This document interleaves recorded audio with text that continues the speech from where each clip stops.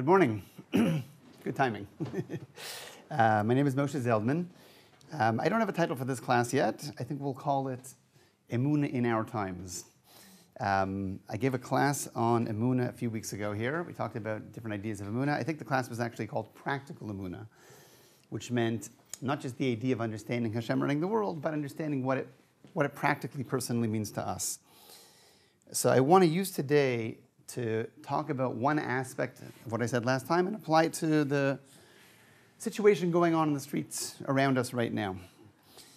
I had mentioned that one of the aspects of Emunah / Bitachon, understanding that Hashem is running the world, is the idea that if Hashem is really in control and everything happening is coming from Hashem, it means you have to be able to look at your own life and realize there's a message behind why things happen. There's no coincidences. We never look at life and say, it's a coincidence that my kid woke up sick this morning. It's a coincidence that my car broke down. It was just bad luck that I woke up with a headache, or that I got fired from my job, or that there's a problem going on. We look at everything in life and say, if Hashem is really running the show, if He's in complete control, He knows exactly what I'm experiencing, He's giving me exactly what I need, somehow it's all part of the plan.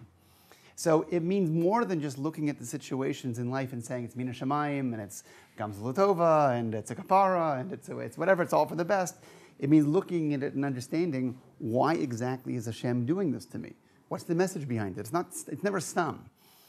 So that was the message we talked about last time. On a personal level, that's always the case. We're always trying to read and understand the messages. If you look at what's going on now in Am Yisrael, terrorism on the streets, literally on a day-to-day basis for the last 3-4 weeks has been going on. It's the same idea that we look at what goes on around us, even if it's not affecting us personally, even if it's not affecting people that we know, but it's affecting our neighborhoods, it's affecting our communities, it's affecting Am Yisrael. If it's happening in Beersheba or it's happening in Ashdod, it's still affecting Am Yisrael. So you look at the national situation that the Jewish people are going through, and even there we say there has to be some deeper message to what's going on. So of course we daven, and of course we hope it'll go away, and of course we hope that people don't get any more hurt than they've already been hurt, and the people that need a refuah should get a refuah, and the family should recover from the tragedies. But more than just saying we hope it goes away, we have to ask ourselves, why is it happening to begin with? That's really the question. So it's not an easy question to answer, and I'm not a Navi, and I'm not going to come and tell you I've got it all figured out, but I want to suggest a couple of ideas that are worth thinking about that might get us keyed in to what's going on. First thing is that if you look at who's responsible to understand these messages, we would like to think that as the situation goes on day to day, you can leave it to the Israeli government and to Bibi to take care of it. The police, the army, Mishmar HaGvul, the government, the security forces, but you realize all they will ever do is look at the problem in purely physical, political terms. I don't expect Bibi Netanyahu to be the guy to step back and say, what's the deeper message from Hashem of why all this is happening? That's not his job, that's not his focus, that's not his way of looking at life altogether. He's a politician, he's responsible for the physical security, so that's what he takes care of. Who is the only ones who are going to look at the situation and say, what is the deeper message? It's us. We who are frum, who believe in Hashem, are the only ones who are going to take that step back and say, what's the deeper message? What should we be doing? What should we be learning from it? What do we have to change in ourselves to get Am Yisrael on track so that these things don't keep on happening? There's a pasuk in Yeshaya, the Navi says, Hashem says to Am Yisrael, He says, Mi iver ki im avdi. Who is blind? Who are the blind people in Am Yisrael? My avadim. Those who believe in me, those who are the Yirei Shamayim, they're the ones who are blind. What does it mean? You think that the politicians who are blind, they're looking at things in political terms, they don't understand. There's Yad Hashem and everything. What does it mean that we're the ones that are blind? Because you don't expect the politicians and the security forces and the IDF to look at things spiritually. It's not that they're blind, they don't even have eyes. They don't even understand that there's a Yad Hashem going on. They see it in purely political terms. It's us who know that Hashem is running the world, and that things happen for very specific reasons. If we're the ones who don't look at the headlines or hear the reports on the news, if we don't take the step back and say, why is it all happening? What's the message to us? We're the ones who are being blind. I don't expect the politicians or the security people to figure it out because they're not even asking the question. If we daven every day and we make brachas every day, and we believe in Torah, and we're not asking the question, why is this happening? Then we're the ones who are being blind. So it behooves us to really be the ones to ask the question. If you look at Gedol Yisrael, Bizman Hazeh, that are looking at the matzav and talking about what's going on, they basically boil it down to three things. They say what we have to do, they don't say why it's happening, but what they say is we have to increase our Torah and our tefillah and our chesed. It comes down to those three things. Bimar b'Torah, bimar b'tefillah, and bimar b'chesed. Those are the three things Am Yisrael has to do now. Now, I know personally that I've heard that many, many times before. Anytime there's a tragedy, anytime there's been any kind of difficulty in Am Yisrael, it always comes down to those three things. We should have less sinas chinam, we should have more chesed, we should daven more, we should do more good, we should learn more Torah. That's the obvious answer to every time we're in trouble. So what do the Gedolim mean specifically now when they say Torah and Chesed and Tefillah? What's the specific meaning of it? We kind of look at it and say, okay, fine, I'll do a little more Chesed, I'll say some more Tehillim, I'll do a little bit more learning, B'schus the Matzav. But why those three things? Why should I think that those are the things that are going to change anything? Does that explain why it was happening to begin with? So if I understand why Gedol Yisrael say those three things and what they mean, then it'll help us understand why those are dafka the things to focus on. So let's start with this. Let's start by, we'll take a few minutes to get just a little bit political here. Let's take a few minutes and just understand how we do understand, in purely political terms, what's going on in Am Yisrael right now. What are we facing? Problem number one, the obvious one, terrorism on the streets. We see it in front of us every day. Right, and it's a crisis, and you can't go to the bus stop, and you're nervous to walk down the street. And you got to carry pepper spray, and you don't let your kids out play in the playground, and nowhere is safe. It's not a question of being in a crowded area. You could be anywhere, and any Palestinian with a knife can get us. It's a scary time to live in Eretz Yisrael. So last year it wasn't that. Last year it was them driving cars into bus stops, and the year before that it was bus bombings, and before that it was something else. And we've been facing this problem of terrorism for a long, long time. It's not a new problem. It's a new event right now. It's a new flare-up of it. But the idea of terrorism threatening us is not a new problem at all. It's been going on since the founding of the state. It's been going on since before the founding of the state. As much as the Palestinians want to say, it's all about the occupation and end the occupation and get out of our territories, they were terrorizing us and murdering us and butchering us in the 1920s. This has nothing to do with a state, and this has nothing to do with territories that we captured in 1967. It's irrelevant. So we look back and we say, okay, we've got this problem of a mass of people, of millions of Palestinians that are outraged that we stole their land, that we're occupying their land. If you look at the problem in political terms, what could we possibly do? I mean, just think about it. It looks like a very complex problem. But if you really boil it down and ask, bottom line, what are the possible political solutions to the problem? You realize it's an impossible situation. Why is it an impossible situation? Because we only have one thing we want. We want to have a secure Jewish democratic state. That's what we want. That's what we came here for. That's what we're trying to build, a secure Jewish democratic state. We have a problem. We have a whole population of Palestinians that are trying to kill us because they think we stole their land. So we've got a couple of options. Option number one, just give them what they want. Let them take Judea and Samaria. Let them take the West Bank. Let them build their own state. That's what they've been asking for. Just give it to them finally. Let them, get out of our hair. Divide Jerusalem in half, whatever. Give them exactly what they want and think that maybe they'll finally be happy with what they have and they'll stop bothering us and everything is going to be okay. Does that sound like it's going to work? Why wouldn't that work? How do we know that giving them their own state is not going to be good for us? Where would they go? Huh? Where would everyone go? Where would all of them go?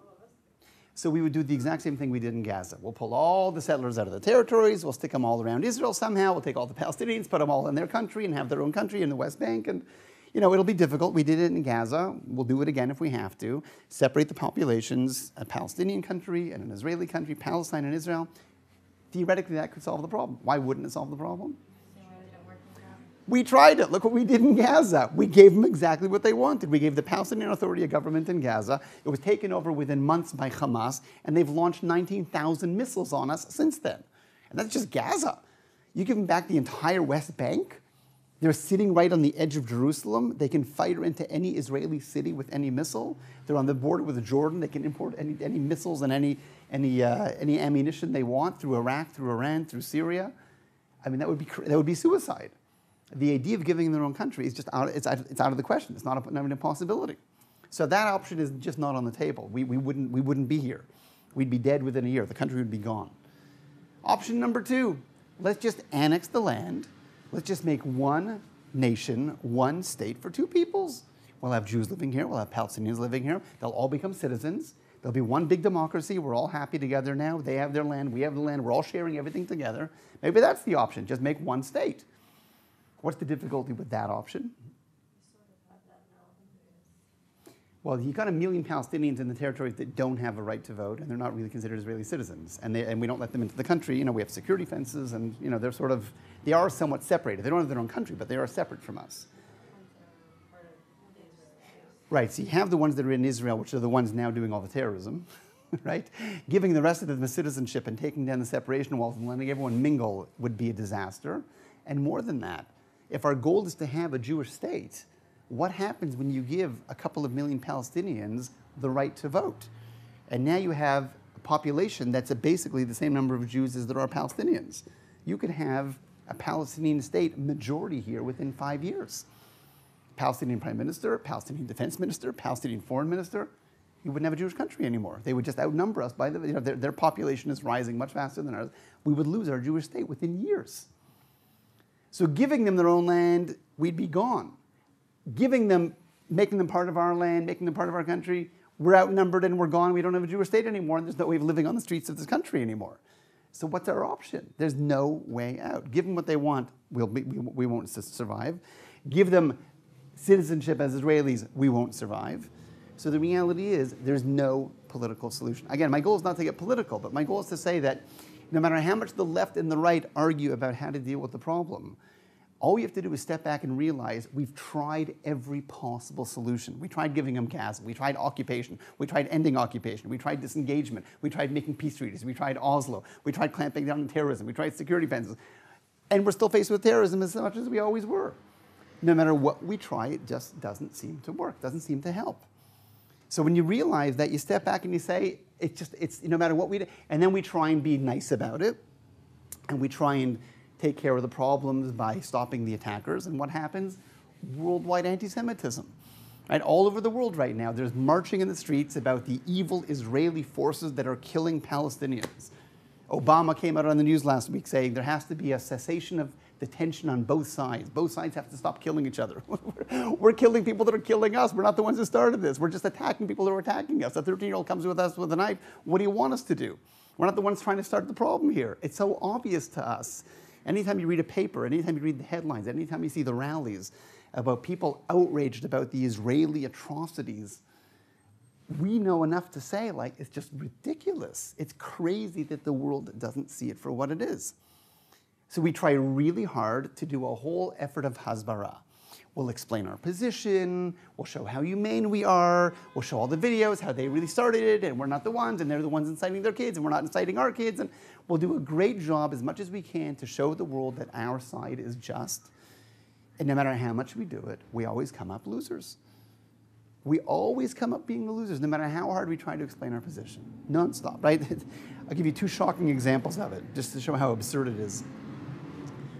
3 years ago, there was an earthquake in Haiti. Remember the earthquake in Haiti? I think it was about 3 years ago. So what did Israel do? Israel said, we want to show the world how humanitarian we are and how much we care about our fellow human. We're going to send a field hospital, an IDF, a field hospital to Haiti. We're going to be the first ones on the ground while the earthquake is still going on. We're going to help all these Haitians. We don't even have diplomatic relations with Haiti. We're not doing it because of any political interest. We just want to help these poor families that are suffering, that all these people that are sick and injured from the earthquake. So we go, we set up a field hospital. It's reported on the news. IDF is the first ones into Haiti setting up a field hospital. And what's the next piece of news that comes out? That European governments accuse us of setting up a hospital so that we can harvest organs and sell them on the black market. The whole reason we went to Haiti really was we just want to take people's kidneys and livers and steal them and sell them on the black market because that's what Jews do. Are you kidding? That's why we go to Haiti to harvest organs? Where does that come from? It's like the anti-Semitism from the 30s in Nazi Germany, like the blood-sucking Jews, here they go again. No, we went to Haiti just to help people that are in trouble. It's crazy. There was a story that came out last year, another example. Professor that, trying to defend Israel, an Israeli professor, came out with a study that showed if you look at all the incidents around the world of forces that occupy local populations, whether it's in Chechnya or Afghanistan or the Americans in Iraq or wherever it is, there's always some high level of incidents of reported rapes.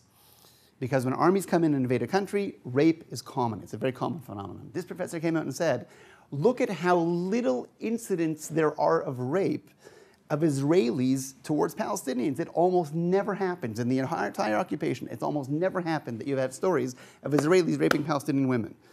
We have the lowest record in the world out of any country that's ever occupied any other local population. So here we are, we're not raping anybody, we don't want to steal their land, we're just trying to be humane. So what was the next report that came out in response to that? That the real reason Israelis don't rape Palestinian women, it's a proof of how racist we are. Because we've brainwashed our kids so much to think that Palestinians are subhuman. Look, our soldiers don't even rape the woman. That's how much they hate Palestinians. The report was written by a professor from Tel Aviv University. So you look at the situation we're in and you say, we tried PR, we tried explaining ourselves, we tried occupation, we tried disengagement, we've tried everything. And no matter what we try, we always come up the losers. We always come up the bad guys. So when you see that going on, you just feel this frustration of like, is it ever going to end? Is there any end in sight? What could possibly happen to make things any better? I think what happens is, at least we can reach a point, as people who understand Yad Hashem, we reach a point where we say, there's clearly no political solution here. The answer to this dilemma is not about end the occupation, annex the territories, make them citizens, do better PR and show how we're the good guys. We've tried all of that and nothing works. So when that happens and you keep hitting a wall and realize no matter what we do, we come up with the losers, I think it's what forces us to realize what's the message from Hashem. There's obviously something deeper going on. Now, we might have seen it already 20 or 30 years ago, and the Gedolim did see it from the very beginning. But maybe now even secular Israelis are starting to reach a point where you just look at the situation and say, like, no matter what we do, we come up losers. There's got to be something else going on. There must be something we're missing. There must be something under the current that's making all this happen. Like, what are we doing wrong? What are we missing? Why is this really all happening? So I want to suggest an idea. And again, I'm not a Navi and I don't have it all figured out, but I want to suggest an idea that we can maybe think about. That if you look throughout Jewish history, you find that HaKadosh Baruch Hu always deals with Am Yisrael with a system that we know of that's called Meetic Keneged Meetic. Hashem always creates history using a system of Meetic Keneged Meetic, which means when something opposes you, you have to look into the nature of the opposition to understand the tikkun you have to do within yourself. Okay? Yaakov sits there in mourning over the fact that he lost his son Yosef for 22 years. He hasn't seen his son for 22 years. Where's my son? What did I do to deserve this? And Yaakov realizes, I was away from my father Yitzchak for 22 years. It must be Hashem's punishment to me that I stayed away from my father for 22 years. I wasn't Machabed my father for 22 years. Maybe Meetic Keneged Meetic, Hashem took away my son Yosef for 22 years. He saw the Meetic Keneged Meetic. Am Yisrael saw the Meetic Keneged Meetic when they were in Mitzrayim, right? What happened? Paro was using Jewish babies and bathing in their blood. So what was the first makkah? The first makkah was the Nile, which is their god, turns to blood. Paro takes all the firstborn and throws them in the water. The 10th makkah was kill all the firstborn of the Mitzrayim. The truth is, Chazal go through every one of the 10 makkos and show they weren't just stam ways of punishing the Egyptians. Every one of the 10 makkos was specifically Meetic Keneged Meetic over a tzara that Mitzrayim caused to Am Yisrael. So if we're living there and we're experiencing it, we're not just seeing it as stam problems. We're seeing that it's all Meetic Keneged Meetic. So if we look now at the situation we're in, we say, what's the Meetic Keneged Meetic of what we're facing now? And if you look at it from that perspective, it's fascinating. Because I think there's a few very specific areas you can see that it's mamash Meetic Keneged Meetic, what we're facing right now. I'll give you a couple of examples. First one is this. We are being threatened, the existence of Israel is being threatened by these people called Palestinians. Now, it's interesting because the Torah in Parshas Kisavo gives the 98 klalos that are going to happen to Am Yisrael at the end of times. 98 klalos.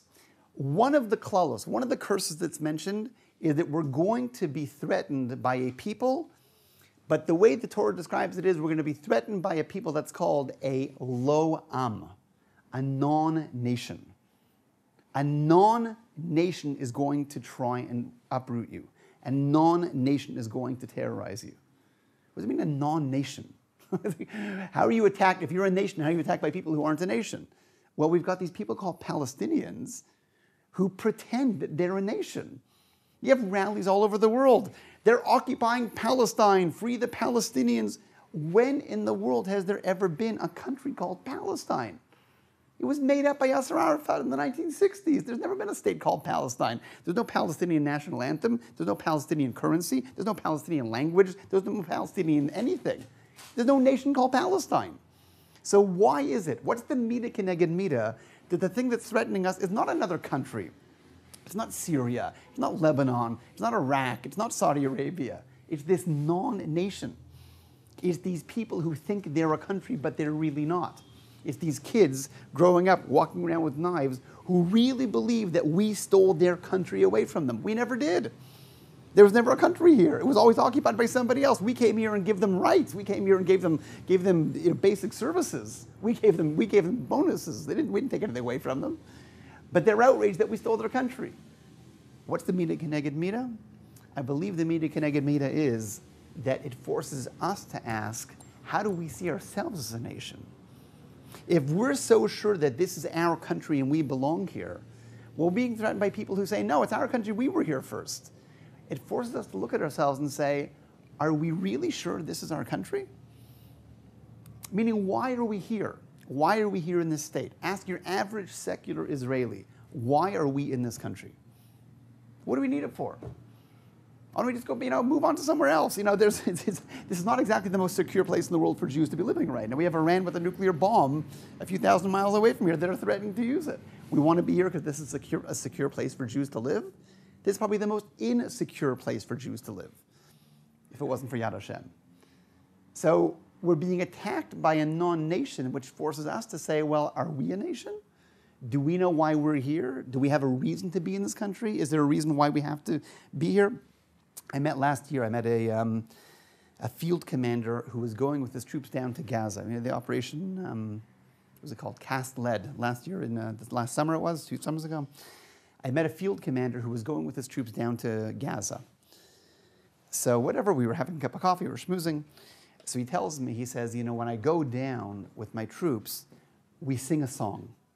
And the song really raises the spirits and gives a lot of inspiration to my soldiers as we march down into Gaza and face this terrible enemy and the threats. And I say, what's the song you sing? So I don't remember how the song goes, but the song was basically, he says, Kochenu hulo sinat oivenu, ela ahavat admatenu.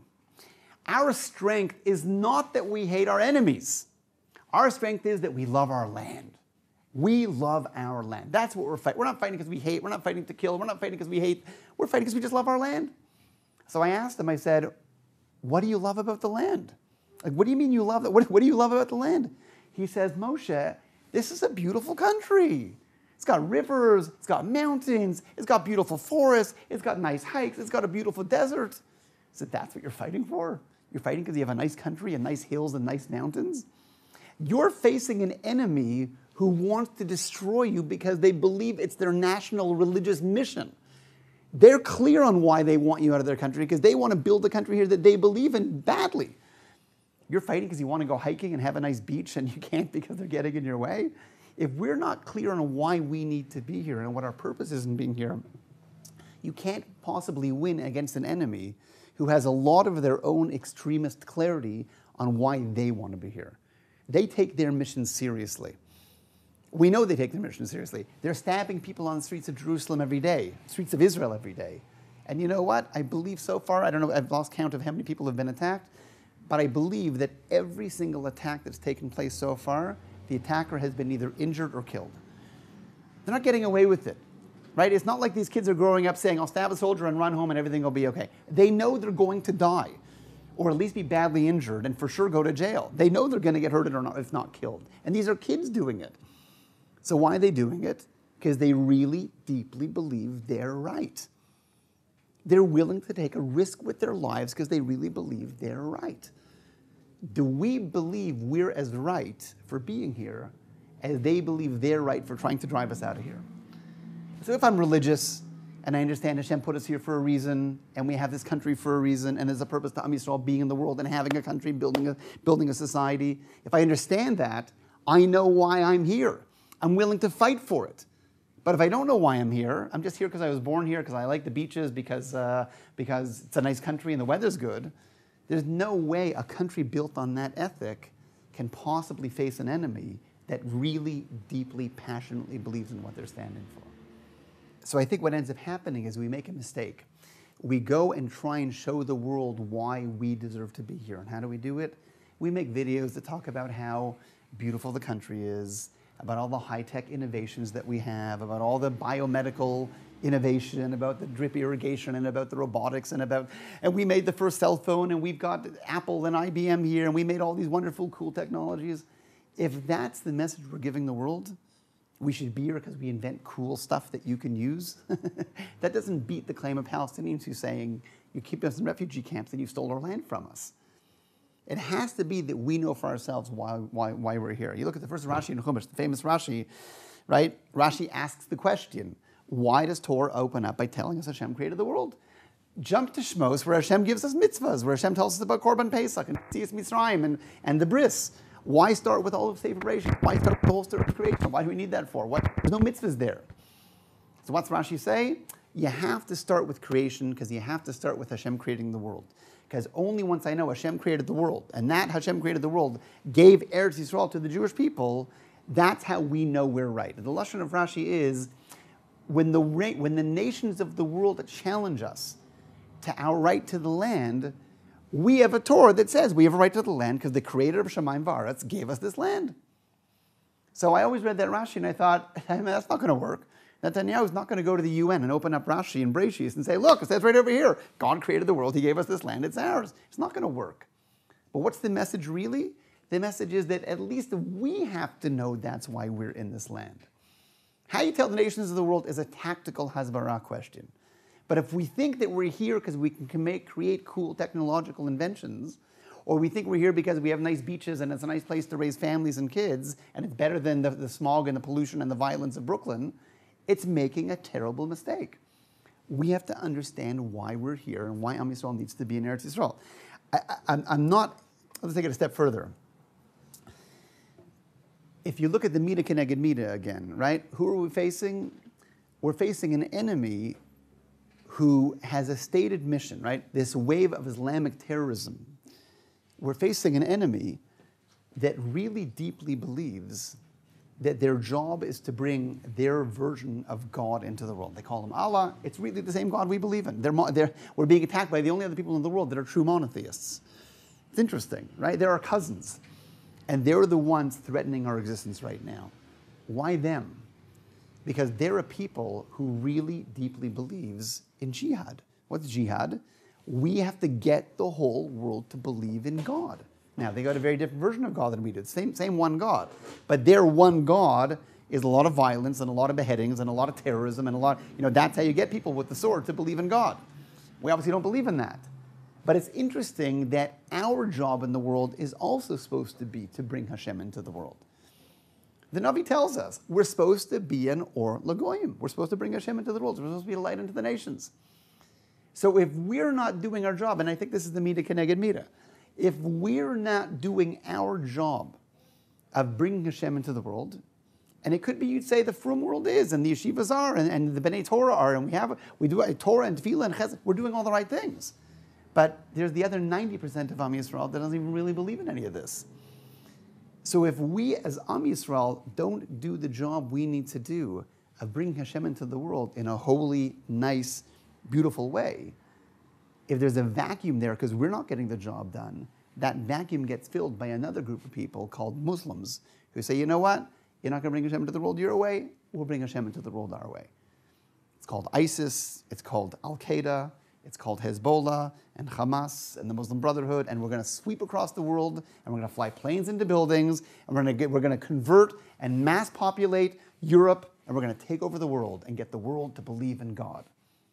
They're doing our job. We're not supposed to do it by spreading the word, by beheadings and swords and forcing. But if we brought Hashem into the world the way we're supposed to, if we were an Or Lagoyim, we filled the world with Hashem the way we're supposed to, the world wouldn't be the way it is right now. So the Meetic and Meetic is to the degree that we don't do our job of bringing Hashem into the world the right way, that leaves room, it leaves a vacuum for Hashem to come into the world in a much more ugly way. And it's no coincidence that we become their main victim. You would think if the Muslims really are trying to bring God into the world, who would they most be wanting to attack? The nations that don't really believe in God. They should be going after the Hindus, they're idol worshippers. They should be going after the Buddhists. They should be going after all the religions in the world that don't really believe in God. They should be going after the Christians. But who's their main sworn mortal enemy? The Jews. We're the only other monotheists. We're their cousins. Why are you attacking us? Because the Meetic Keneged Meetic is we're competing over who's going to bring Hashem into the world. Is it going to come in the right way by us doing our job, or is it going to come in the ugly way by them doing it their way? That, I think, is the Meetic Keneged Meetic. So when the Gedolim say, our response to all the terrorism is to increase in Torah and Chesed, what does it mean increase in Torah and Chesed? The Torah that we learn is not just learning a lot of Torah. It's the Torah of understanding what it means to be Jews. And who are we? What do we stand for? What are our values? That's what it means to learn Torah. Every time we open up Torah, Chumash, Parsha, Halacha, Gemara, Midrash, what are we learning? How to be better people? How to understand what Hashem wants from us? How to create a society of people that are living with Hashem in a visceral way that the rest of the world sees. That's the Torah we're supposed to be learning. And I give classes to, we have a lot of birthright groups that come into the Old City, and I do a class for them. That basically goes like this. I'm standing on the rooftop with a group of completely secular American college students, and they're looking at the Kotel and the Temple Mount and the whole thing. I took a little bit of the history and when the temple was and this and that. And then I'll usually say to them, I'll say, 2,000 years ago, there was a mitzvah called Aliyah L'Regel. And Aliyah L'Regel was that every year, the whole Jewish people all come together 3 times a year to this temple. Pesach, Shavuot, Sukkot.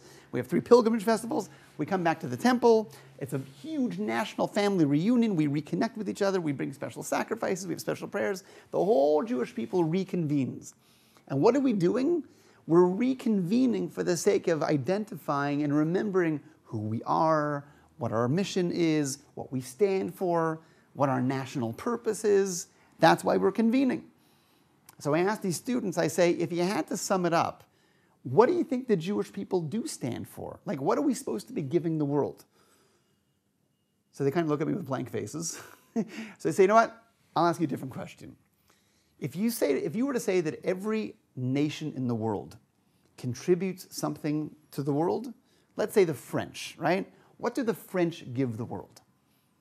What would you say? What do the French give the world? Culture. Anything else? What do the French give the world? Baguettes, croissants. What do the perfume, right?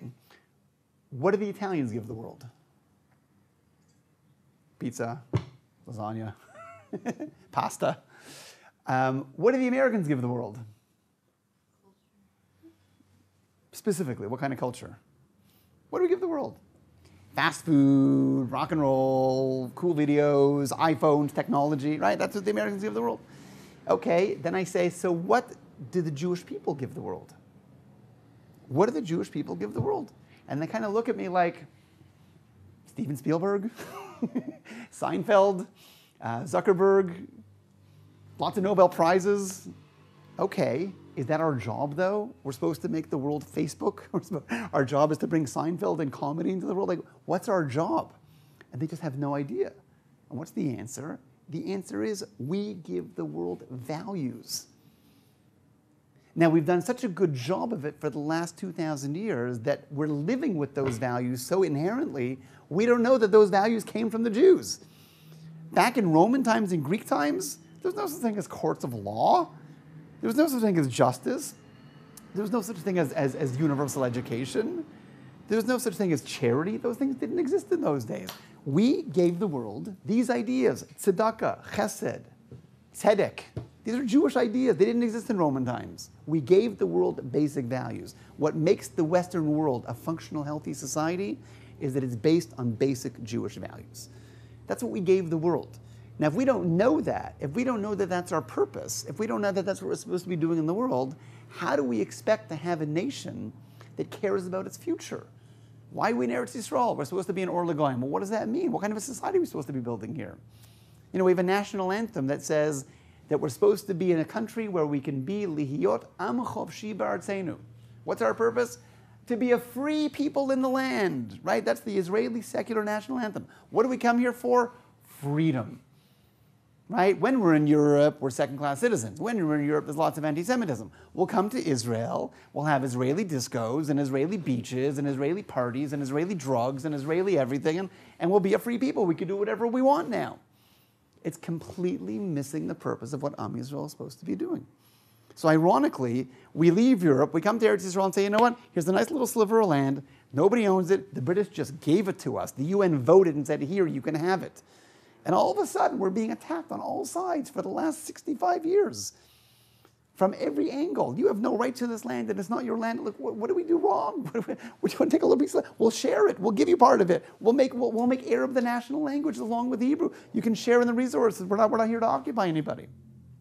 And no matter what we try, and no matter how hard we try to be the nice guys, as long as we miss the purpose of why we're here and what we're supposed to be doing, the world's never going to understand, and we're not going to understand how to get past the problems. So the bottom line is that all of these threats and all of this terrorism is just forcing us to ask, why should we stick it out? Why don't we just pick up and go to Australia, assimilate, just disappear, like forget it. We tried the whole Zionist thing, it didn't work. We tried the whole, security and get a good army together. And we tried that didn't work. You could have the best army in the world. You could have the best intelligence and the best air force in the world. You could have the best robotics in the world. And that's not going to stop a 16-year-old kid with a screwdriver from walking through downtown Jerusalem and killing people. No matter what we try, we have no political, physical solutions to the problem because the problem is not physical. Imagine a person who wakes up every morning with a headache and they take pills and more pills and more pills and more pills. At some point, they should stop and say, why am I getting the headaches to begin with? Maybe there's something deeper going on. If I understand Hashem is running the world, I'd say, maybe Hashem's trying to tell me something. Maybe it's my lifestyle. Maybe there's something I have to be doing differently. Maybe there's something I'm missing, and this is the message that Hashem is giving me to try to get me to wake up. So as long as we don't try and understand what that message is, we're never going to get it. And again, I'm not suggesting that I have the answer of exactly what to work on, but if you look bichlal at Israeli society, we see that that's where we're off. When Gedolim say Torah v'chesed, Torah means understand what it really means to be Jewish and what Hashem wants from us.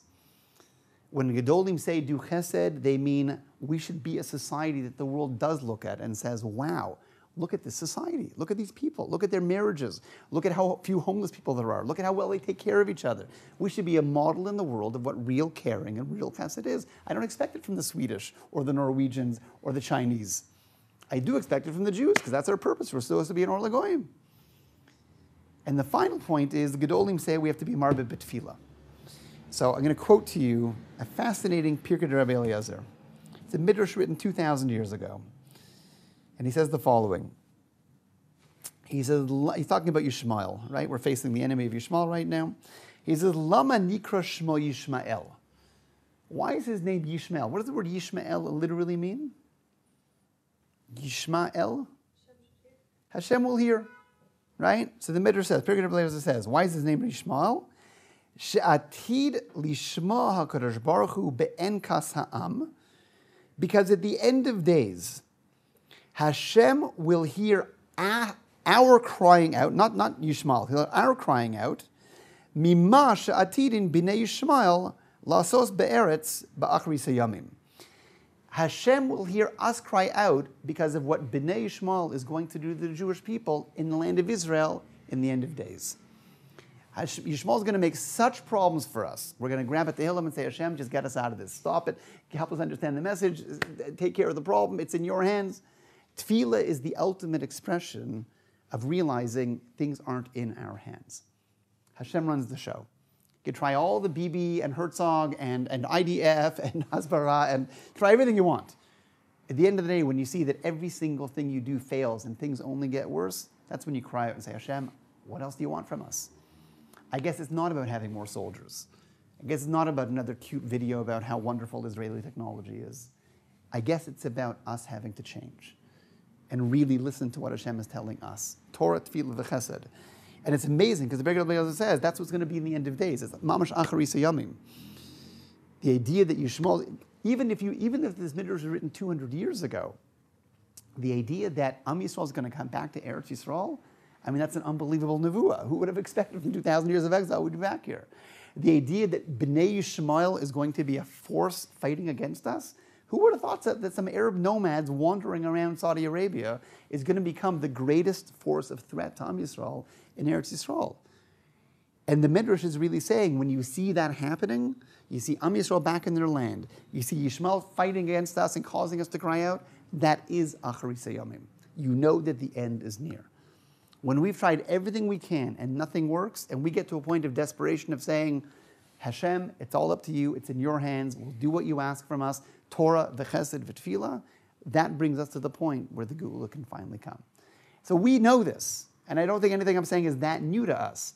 Our problem is we're living in a land, we're living in a time where 90% of Am Yisrael doesn't think like this. 90% of Am Yisrael still really believes, if only we do another video, and if only we do another military operation, if only we would have voted for Herzog, if only we would do this, then that would have solved our problems, because they're not getting the tap on the shoulder and realizing it's really Hashem trying to wake us up. So we have to do what we can internally in our own world of Torah, v'tefillah, v'chesed, but at the same time, we got to do whatever we can to wake up the rest of Am Yisrael, who's really not yet getting the message.